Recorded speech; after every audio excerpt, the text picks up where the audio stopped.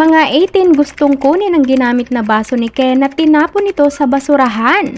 Kukunin ko yung tinapon, magiging basurera for today's video. Biglang ang pinag-interesa ng mga nakakatuwang mga supporters ni Ken ang kanyang ginamit na baso na tinapon nito sa isang basurahan. Nakunan nga ng video ang dalawang magkaibigan na gwapong si Ken at Josh na nasa airport habang daladala nila ang kanilang cute na maliit na maleta. Sa video makikita nga dito si Ken na huminto upang itapon ang kanyang daladalang maliit na baso na inunuman nito. Mabilis naman nagkomento sa nasabing video na ito ang mga netizens. Ayon sa kanila, pag sila daw mismo ang nakakita ng tinapon ni Ken, kukunin daw talaga nila ito dahil parang nag-kiss na rin daw sila kapag ginamit nila ito.